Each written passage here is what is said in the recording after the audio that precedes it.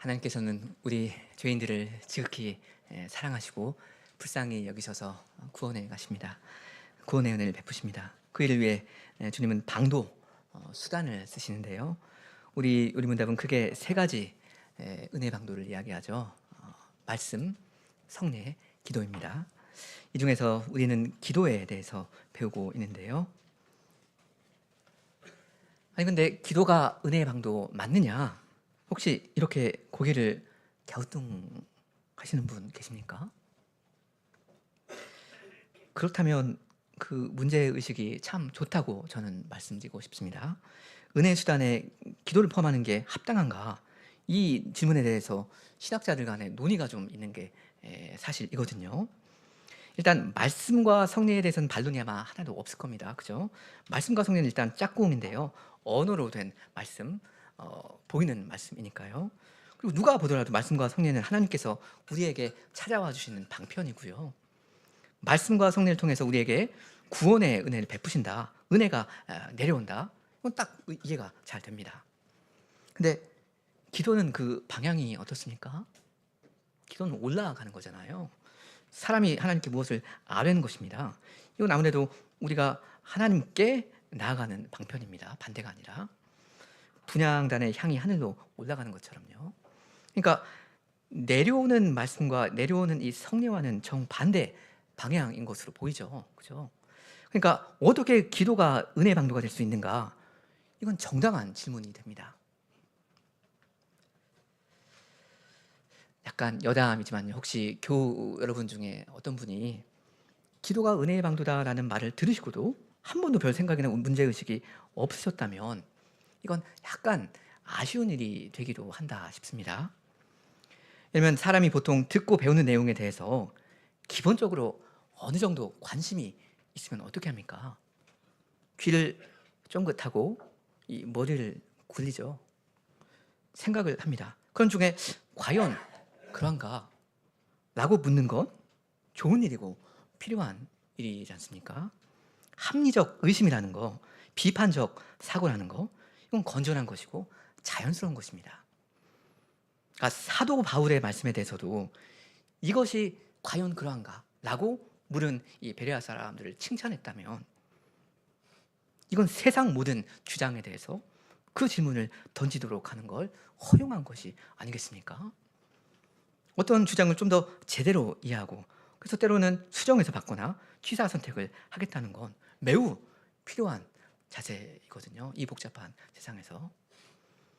근데 반면에 사람이 매사에 알겠어요, 알겠다고요 이러면서 보고 듣는 모든 일에 아멘 할렐루야 이렇게 일관해 버리는 건 썩 바람직한 일이 아니고요. 매우 위험한 일이 될 수도 있습니다. 그렇게 하는 원인이 게으름이 될 수도 있고 순진함이 될 수도 있고 무관심이 될 수도 있는데요. 하여튼 이 머리에 좀 찬물을 끼얹고 생각을 계속 할 필요는 있습니다. 주께서 사람에게 두뇌를 주신 건 그걸 쓰라고 주신 거잖아요. 우리의 이 정신, 이 마인드를 통해서도 부지런히 하나님께 영광을 돌리도록 해야 합니다. 다시 이제 본론으로 돌아오면요. 기도를 은혜 방도로 보는 게 정말 합당한가 이 문제인데요. 결론만 말하자면 기도도 간접적인 의미에서 좀 제한적인 의미에서 은혜의 방편이라고 말하는 것이 좋을 듯합니다. 그 이유 중에 하나는 사람이 기도 없이는 은혜 방도인 말씀을 깨달을 수 없기 때문입니다. 야고보 선생이 그랬죠. 너희 중에 누구든지 지혜가 부족하거든 모든 사람에게 후히 주시고 꾸짖지 아니하시는 하나님께 구하라. 그리하면 주시리라. 그리고 또 너희가 얻지 못하면 구하지 아니하기 때문이다. 이렇게 야고보 선생이 이야기하잖아요. 그리고 시편 119편 33절에 시인은 이렇게 구했습니다. 여호와여 주의 율례들의 도를 내게 가르치소서. 내가 끝까지 지키리이다. 나로 하여금 깨닫게 하여 주소서. 내가 주의 법을 준행하며 전심으로 지키리이다. 그러니까 이 신자는 말씀만을 구하는 것이 아니라 깨달음을 주께 구하고요. 주님께서는 그 구한 깨달음을 주십니다.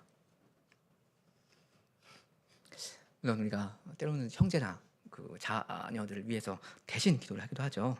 주님, 저처럼 철없는 제 자식들에게 주님의 영광을 보여주시옵소서.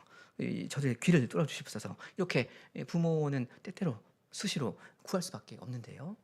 그런 기도를 그리고 주님은 들으시는데요. 그러니까 기도라는 게 얼마나 중요합니까? 기도는 필수적입니다. 기도로서 우리는 주님과 교제하고요. 이 기도라는 신비 가운데 삼위 하나님을 뵙습니다. 기도하는 자에게 주께서 자기를 계시해 주시고요. 은혜를 주십니다. 기도라는 방편이 우리에게 아예 주어지지 않았다면 우리가 무슨 수로 은혜를 받을 수 있었을까? 전부 하나님께 귀가 없었다면 혹은 나한테 입이 없었다면 우리가 어떻게 하루하루를 제 정신으로 살아갈 수 있었을까? 굉장히 막막하잖아요. 기도라는 게 일방향으로 올라가는데 그치는 것이 아니고요. 주께서 기도하는 자에게 내려주시는 은혜가 있단 말입니다. 그러니까 약간 조심스럽긴 하지만 기도도 은혜의 귀한 방편이다. 이렇게 충분히 말할 수 있겠습니다. 이제 179문답 봅니다. 같이 고백하실까요? 179문 우리가 오직 하나님께만 기도해야 합니까? 답. 오직 하나님께서만 모든 이의 소원을 채워주실 수 있고 오직 그분만 우리가 믿고 경건하게 예배에 드려야 할 분이시므로 경건한 예배의 특별한 부분인 기도는 모든 사람이 오직 그분께만 드리고 다른 누구에게도 드려서는 안 됩니다. 여기 179문에서 하나님이라는 단어를 사용할 때 이건 아마 성부 하나님을 가리키는 걸 겁니다. 아시다시피 하나님이란 칭호가 삼위 하나님을 가리킬 때도 있고 구체적으로 성부 하나님만을 가리킬 때도 있잖아요. 근데 여기 이 179문은 성부 하나님을 가리키는 듯합니다. 그리고 다음 페이지 이제 넘기시면 181문은 누구에 대해서 묻고 있습니까? 성자 그리스도시죠.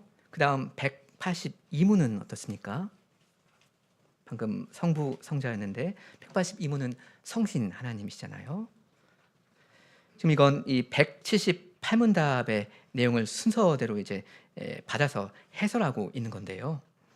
물론 여러분 사실 이제 178문답 그을 보시면 우리 한글 번역에는 첫째 줄에 178문답 첫째 줄에는 그리스도, 그 다음에 성신, 그 다음 하나님 이렇게 마지막으로 되어 있지만요. 영어 원문에는 하나님, 그 다음 그리스도, 그 다음에 성신 요 순서이고요. 하여튼 그렇고요. 이 178문답에 우리 삼위일체 하나님의 성우가 딱 순서대로 나오지 않습니까? 그래서 우리가 하나님께 나아가는데 성부, 성자, 성령께서 각각 어떤 역할을 하시는지를 아주 명쾌하게 정리해주고 있습니다. 우리가 구원을 받는 일을 위해서도 삼위께서 특정한 일을 각각 담당하시는데요. 우리가 기도를 드릴 때에도 마찬가지입니다. 성부 하나님은 우리의 기도를 들어주시고요. 그리스도께서는 하나님과 죄인 사이의 중보자로서 그 이름을 빌려주시고요.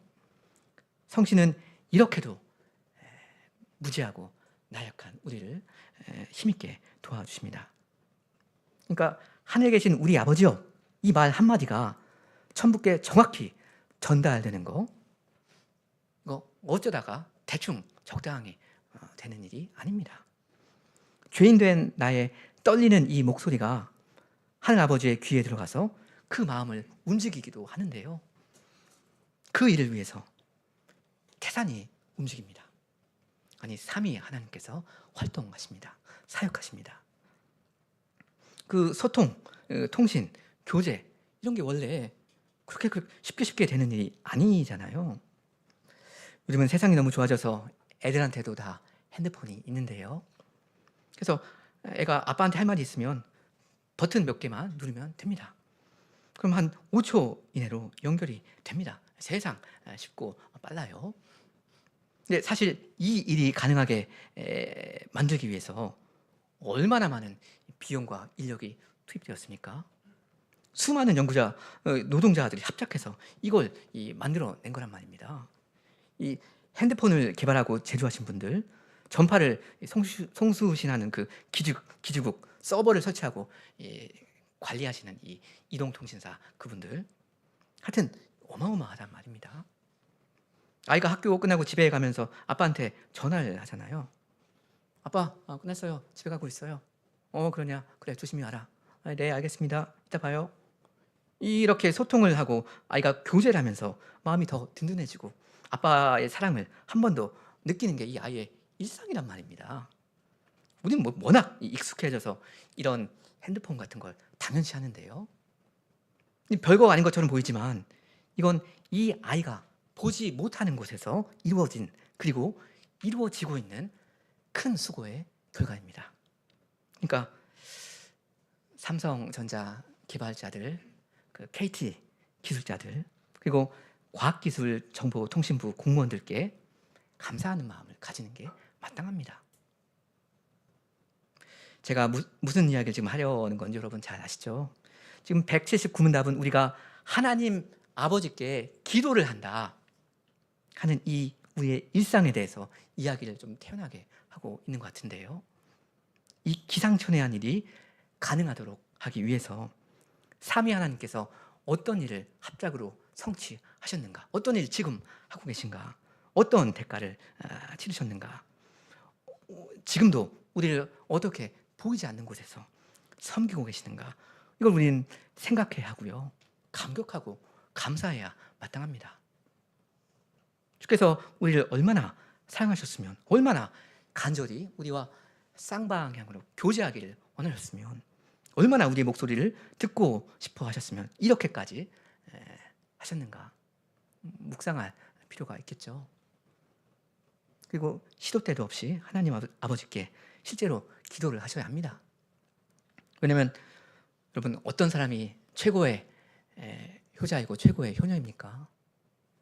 부모님께 연락 자주 드리는 사람이잖아요. 부모는 세상 어떤 소리보다 자기 자식의 목소리를 가장 좋아하기 마련인데요. 천부께서 우리한테 기도라는 은혜의 방도를 기어이 베풀어 주신 걸 보면 우리 하나님께서도 우리의 기도를 무척이나 갈망하는 것 같습니다. 이제 179문답 내용으로 들어가면요, 기도는 오직 하나님께만 드려야 한다는 사실 여러분 잘 아십니다. 햇님 달님 천사들, 성모 마리아, 성인들, 조상신, 석가모니, 이런 것들은 기도의 대상이 아닙니다. 이 179문답은 왜 오직 하나님만이 기도의 대상이 되셔야만 하는가, 이걸 이야기하고 있잖아요. 그 이유가 뭐냐면 여기 179문답에 나오는 여러 특징들이 오직 하나님께만 해당되니까 그렇습니다.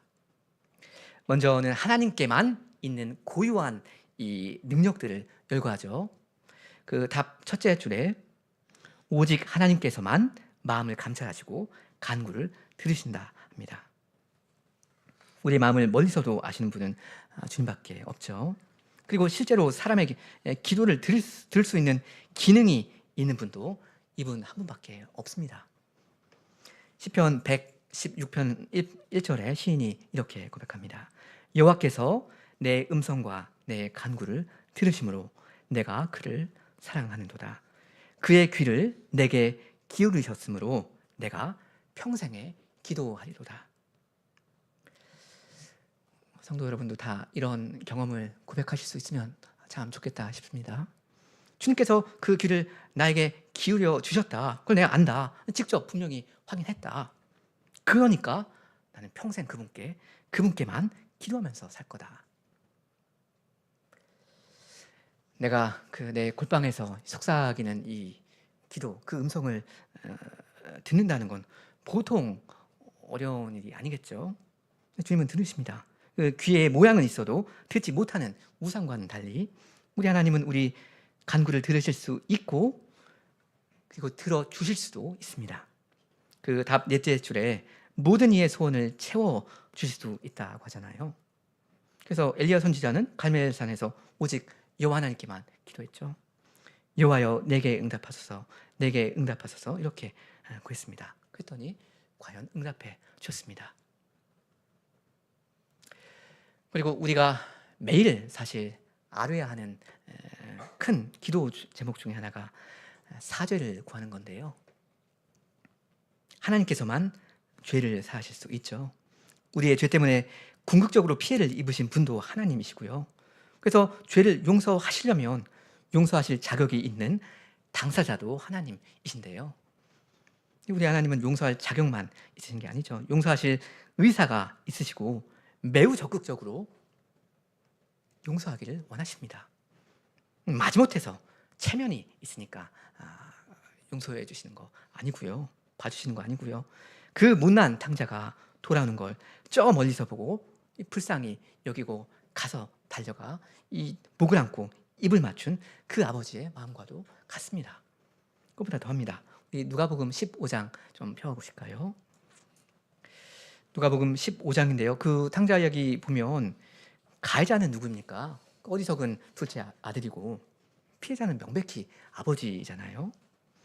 아버지의 재산을 이 아들이 날려먹었고 그 때문에 아버지의 명예가 온 동네에서 실추당했습니다. 그래서 탕자가 21절에 아버지께 그러죠. 15장 21절 아들이 이르되 아버지 내가 하늘과 아버지께 죄를 지었사오니 지금부터는 아버지의 아들이라 일컬음을 감당하지 못하겠나이다 이럽니다. 그러니까 아버지가 뭐라고 합니까? 아마 이 아들이 하던 말을 중간에 이 아버지가 끊은 것 같은데요. 22절에 아버지는 종들에게 이르되 제일 좋은 옷을 내어다가 입히고 손에 가락지를 끼우고 발에 신을 신기라. 그리고 살찐 송아지를 끌어다가 잡으라. 우리가 먹고 즐기자. 이 내 아들은 죽었다가 다시 살아났으며 내가 잃었다가 다시 얻었다 합니다. 이 아버지는 굉장히 지금 흥분을 한 상태인데요. 21절을 다시 보면 아들이 한 말은 크게 두 가지입니다. 뭡니까? 그 21절에 아들이 이르되 아버지 내가 하늘과 아버지께 죄를 지었사오니 지금부터는 아버지의 아들이라 일컬음을 감당하지 못하겠나이다 하니까요. 첫째는 뭡니까? 자기가 죄인이다 하는 사실이고요. 둘째는 뭡니까? 이제 자기는 아버지의 아들이 사실상 아니라는 겁니다. 둘 다 자기가 누구인가에 대해서 이야기하죠. 첫째, 나는 죄인입니다. 그리고 둘째, 나는 아버지의 아들이 아닙니다. 근데 이 말에 대해서 이 아버지는 뭐라고 대답합니까? 아니다. 너는 여전히 내 아들이 맞다. 이렇게 말합니까? 딱히 그런 말이 없고요. 그냥 24절에 이 내 아들은 이라고 하면서 뭐라고 말합니다. 그러니까 이 아버지는 그가 자기 아들이라는 사실을 전제해 놓고서 어떤 말을 하는 겁니다. 그리고 나는 죄인입니다 하는 이 말에 대해서는 아버지가 뭐라고 합니까? 아마 이 아들은 그래도 염치가 있어서 차마 용서를 구할 생각도 못하는 것 같은데요. 아버지는 이 사람을 보고서 이제 용서를 베풀 뿐만 아니라 이미 용서는 했습니다. 사죄는 전제되어 있습니다. 굳이 말할 필요가 없습니다. 제일 좋은 옷을 내어다가 입히고 손에 가락지를 끼우고 발에 신을 신기고 살찐 송아지를 잡으라는 마당에 굳이 용서라는 걸 이야기할 필요가 있을까요? 너의 큰 죄를 내가 용서하노라 이렇게 선언할 이유가 있습니까? 물론 해도 되겠지만요. 근데 이 아버지는 지금 돌아온 아들을 봄으로써 격앙된 상태에 있습니다. 이 아버지한테 용서는 너무나도 당연한 전제로 깔려 있습니다. 이 내 아들은 이라는 말 속에 용서는 포함되어 있습니다. 이게 이 아버지의 마음이고요. 여러분의 천부 하나님의 마음입니다. 거룩하신 하나님이 죄인을 용서한다는 건 결코 간단한 일이 아닌데요. 그 대가가 결코 값싸지 않은데요. 하나님은 다 지불하실 하셨습니다. 아니, 이러한 하나님의 자식된 자들은 얼마나 복을 받은 거예요? 언제든지 기도로 그분께 달려가야 합니다. 죄를 지었다면 그 죄에서 돌이켜 아버지께 돌아가 용서를 구해야 합니다. 그럼 얼마든지 용서하십니다. 즐거이 또 한 번 받아주십니다.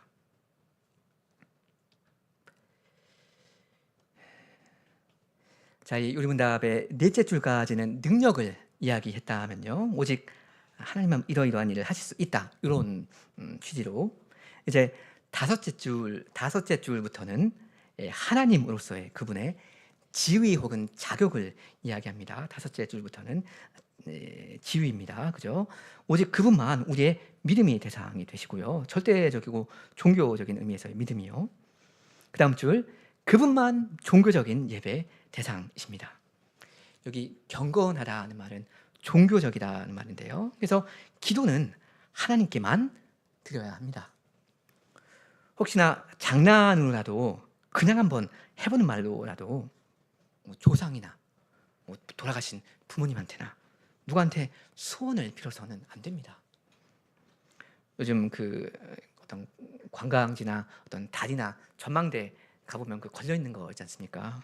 그 소원 자물쇠라는 거 걷는 일도 있고, 아니면 뭐 그 우물에 동전 100원짜리 던지면서 소원을 비는 일도 있는데요. 하나님을 아버지로 모시는 백성은 그런 짓을 멀리해야 합니다. 왜 멀쩡한 자물쇠를 갖다가 철망에 걸어두는지 전 잘 모르겠는데요. 하여튼 뭐 사랑의 자물쇠라고 해서 단순히 그걸 어떤 상징으로만 이해하거나 추억 남기기 정도, 이 정도로 이해를 하고 의도한다면 이건 뭐 신앙적으로 중립적인 일이 될 수도 있겠다 싶습니다. 그렇지만 이 자물쇠가 우리의 사랑을 지켜줄 거야, 그렇게 해주소서, 이런 식으로 반신반의하면서라도 우리 하나님이 아닌 어떤 보이지 않는 신비한 힘에 무엇을 은근히 조금이라도 뭘 바라는 게 있다면 그럼 너무나도 무지한 미신이고요, 일계명을 범하는 죄가 됩니다. 악은 그 모양이라도 버리라고 하셨는데 그런 일은 할 수 있으면 멀리하는 것이 좋습니다. 아까 말씀드린 것처럼 179문이 하나님이라고 할 때 이 단어는 성부 하나님만을 가리키는 듯한데요, 179문답 내용을 보시면 그 내용이 사실은 성자와 성령님께도 해당될 법하다는 게 사실이거든요. 예를 들면 예수님도 우리의 죄를 사하시고요, 또 예수님도 우리의 믿음과 경배의 대상이시고 하단 말입니다. 실제로 사람이 예수님께 기도를 직접 하는 사례도 성경에 약간은 있고요. 뭐 예를 들면 스데반이 순교하면서 주 예수여 내 영혼을 받으시옵소서 한 거예요. 그러니까 이런 사실을 생각하면 주 예수님과 성신님께는 절대 기도를 하면 안 된다 라고 말하기는 조금 어려울 듯 싶고요. 다만 성경이 일관되게 자주 강조하는 표준은 있습니다. 아까 그 178문답에서 고백한 것처럼 기도는 그리스도의 이름으로 성신의 도움을 의지하여 성부 하나님께 하는 것이다, 이런 원칙은 우리가 잘 알고 가지고 있는 것이 좋습니다. 살 수 있으면 하나님께 처음 기도를 드릴 때 하나님 아버지, 하늘에 계신 우리 아버지, 이렇게 호칭을 하는 게 가장 정당합니다. 이게 그 기도뿐만 아니라 삼위 하나님과 우리 간에 있는 관계, 질서와 구조이거든요. 우린 결국 성부 하나님께 나아가는데요, 이 중보자이신 성자 그리스도를 통하여 이 성령 안에서 혹은 성령의 도움으로써 이 성부 하나님께 나갑니다. 이렇게 179문답 봤고요. 이제 180문답입니다. 같이 고백하실까요? 180문, 그리스도의 이름으로 기도하는 것이 무엇입니까? 답. 그리스도의 이름으로 기도하는 것은 그분의 명령에 순종하고 그분의 약속을 확신하면서 그분으로 말미암아 자비를 구하는 것입니다. 그저 그분의 이름만을 언급하는 것이 아니고 그리스도와 그분의 중보 사역으로부터 기도할 마음과 우리의 담대함과 힘과 기도를 들어주시라는 소망을 얻으면서 구하는 것입니다.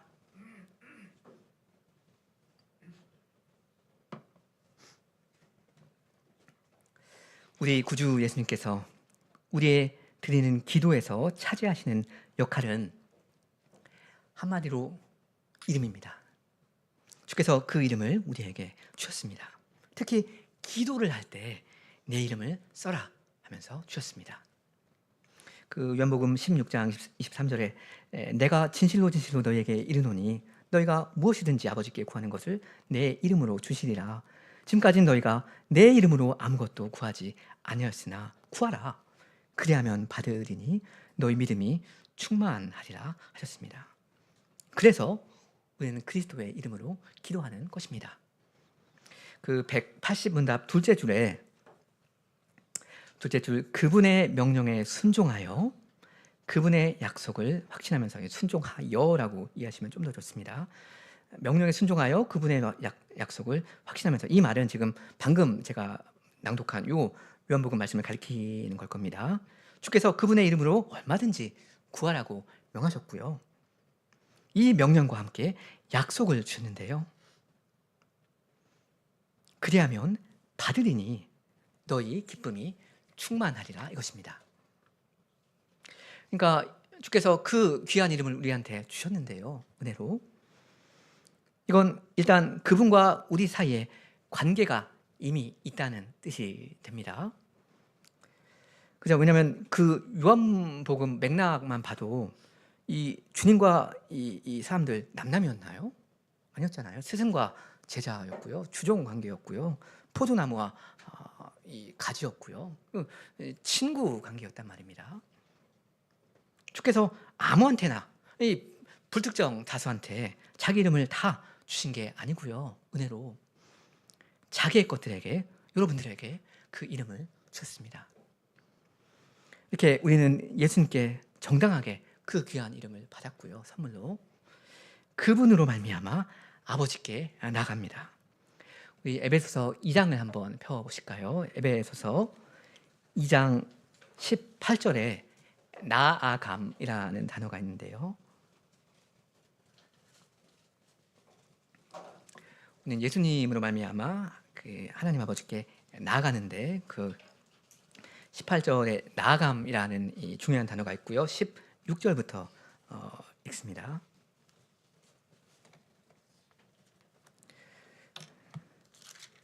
16절 또 십자가로 이 둘을 한 몸으로 하나님과 화목하게 하려 하심이라. 원수된 것을 십자가로 소멸하신다 하는데요. 그러니까 인간은 본래 하나님과 원수 관계였잖아요. 근데 그 원수 관계, 그 적개심을 주께서 십자가로 소멸하셨다 이거죠. 그래서 그게 이제 사라져 버렸고 이제 하나님과 사람 사이에는 화평이 있게 되었습니다. 그리고 18절로 좀 건너가서 18절은 같이 한번 읽으면 좋겠습니다. 18절. 이는 그로 말미암아 우리 둘이 한 성령 안에서 아버지께 나아감을 얻게 하려 하십니다. 그로 말미암아는데 그리스도죠. 그리스도로 말미암아 이거고요. 근데 제가 지금 여기서 주목하고 싶은 건 나아감이라는 요 단어인데요. 지금 요지는 우리가 그리스도로 말미암아, 특히 그분의 십자가 사역으로 말미암아 아버지께 나아감을 얻는다 이건데요. 여기 나아감이라는 단어가 영어로 하면 access입니다. access. 제가 보기에 이 access라는 단어는 요즘 가끔씩 한국에서도 보게 되는 것 같은데요. 맞죠? 가끔씩 쓰시죠. 주로 어떤 맥락에서 씁니까? access, 나감이라는 거. 그 와이파이 액세스 들어보셨죠? 와이파이에 접속할 수 있는 권한입니다. 그 와이파이도 사실 다 설치하고 관리하려면 돈이란 말입니다. 그래서 아무나 접속할 수 없게 하려고 비밀번호를 걸어두고 그러는데요. 이 비밀번호를 알면, 이 비밀번호를 딱 대면 와이파이 액세스가 생깁니다. 그죠? 그리고 언제 또 이 액세스라는 단어를 보냐면 VIP 액세스입니다. 그 아주 특별한 사람만 들어갈 수 있는 입장 권한인데요. 그 음악 저는 안 가봤는데 음악 콘서트에 가고 그러면 그 백스테이지 패스라는 게 있다고 합니다. 백스테이지 패스라고 해서 그 공연 후에 이 가수를 직접 만나볼 수 있는 기회, 권한, 자격 그런 건가요? 그렇다 합니다.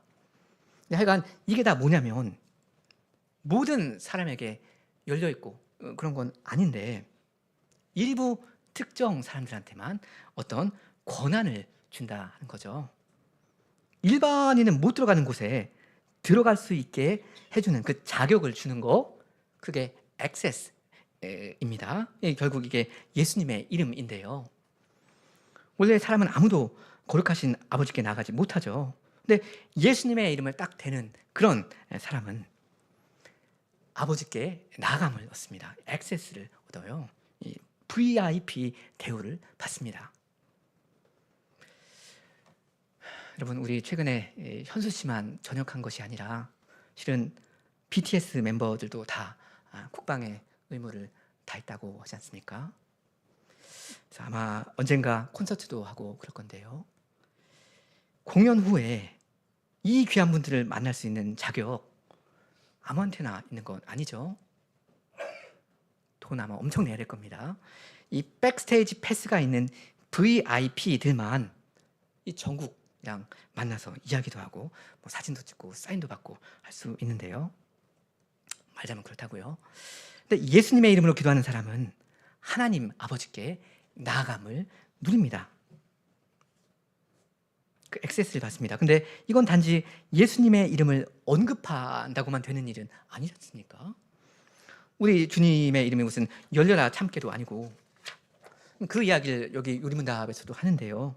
그 180문답의 둘째 문장입니다. 그죠? 다섯째 줄인데,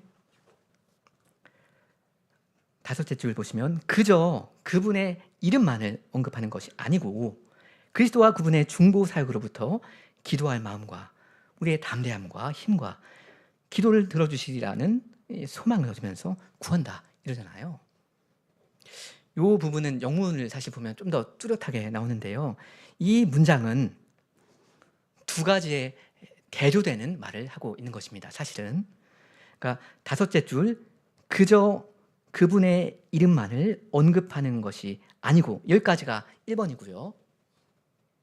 약간 좀 볼펜으로 구분 좀 하셔도 좋을 것 같습니다. 그 다음에 나오는 네 줄 있지 않습니까? 그리스도와 그분의 중보 사역으로부터 기도할 마음과 우리의 담대함과 힘과 기도를 들어주시라는 소망을 얻으면서, 이게 2번입니다.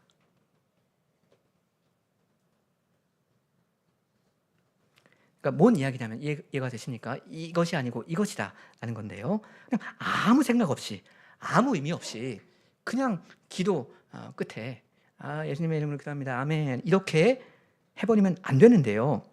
그게 아니라 그 대신에 정확히 어떻게 해야 하는지를 지금 요리문답이 가르쳐 주는 겁니다. 그러니까 우리가 예수님의 이름으로 기도합니다. 아멘 이렇게 기도를 마무리할 때마다 어떻게 해야 진정 예수 그리스도의 이름으로 기도를 하는 거냐면, 여기 요리문답에서 이야기한 대로 그리스도와 그분의 중보 사역으로부터 기도할 마음과 우리의 담대함과 힘과 기도를 들어주시리라는 소망을 얻으셔야 합니다.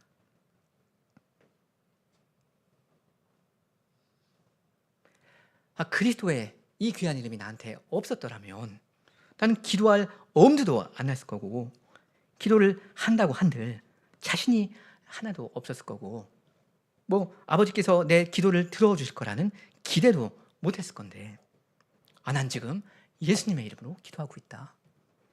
그러니까 든든하다. 난 주 하나님 앞에 VIP다. 하늘 아버지께 나갈 길은 뻥 뚫려 있다. 이런 게 있어야 합니다. 마음 가운데. 근데 여러분, 어떻게 그럴 수가 있습니까? 쉬운 일인가요? 확신하고 힘있게 기도하고 하는 거. 사실 나는 피조물이고 죄인인데다가 무지하게 문제가 많은 사람이거든요. 나는 이 아버지께서 주신 은사를 다 허비하고 하나밖에 없는 이 인생 낭비해버린 자식이란 말입니다. 무슨 면목으로 아버지께 나가요? 무슨 낯짝으로 아버지와 교제를 감히 하려 합니까? 아버지, 내가 하늘과 아버지께 죄를 지었사오니 지금부터는 아버지의 아들이라 일컬음을 감당하지 못하겠나이다. 나를 품꾼의 하나로 보소서. 이런 말을 알 자격조차 나한테는 없거든요. 이런 내가 무슨 수로 아버지께 나아감, 액세스를 얻고 누리겠습니까?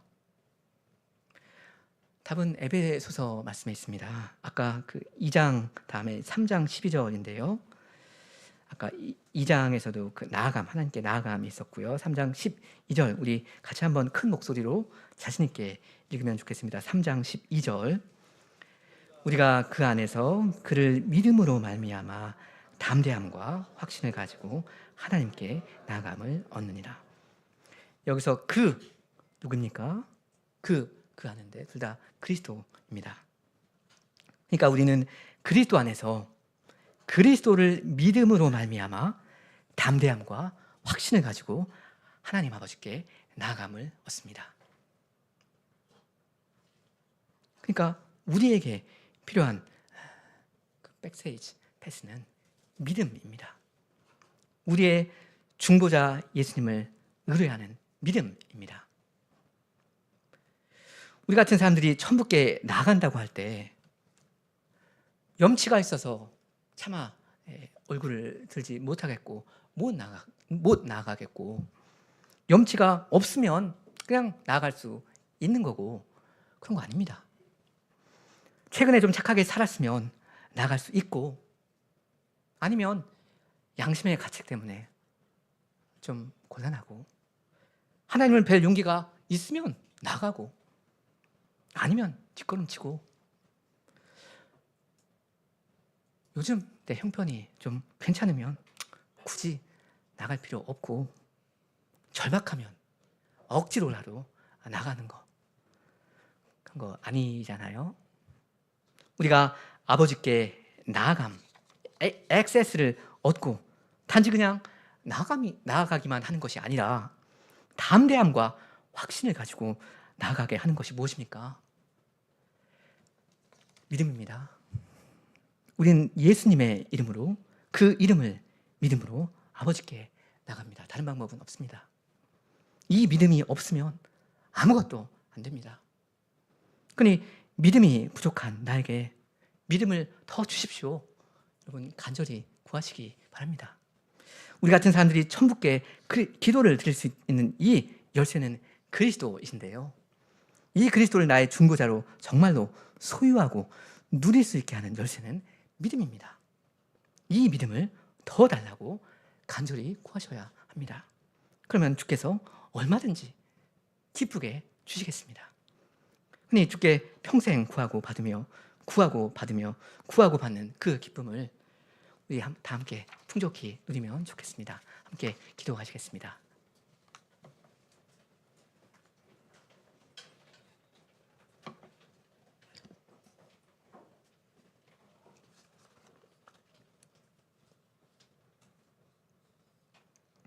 하늘에 계신 우리 아버지, 이렇게도 죄인된 저에게 큰 은혜를 베푸사 그리스도의 십자가로 말미암아 기도의 문을 활짝 열어주셨사오니, 주님, 저희가 오직 예수 그리스도의 이름을 의지하여 담대히 확신을 가지고 아버지께 언제든지 나아갈 수 있게 하여 주시옵소서. 저희를 향하여 항상 열려있는 아버지의 그 마음과 그 귀를 늘 저희로 기억하게 하여 주시고, 날마다 기도로서 주님과 교제하는 그 기쁨 속에 살게 하여 주시옵소서. 우리 구주 예수님의 이름으로 기도합니다. 아멘.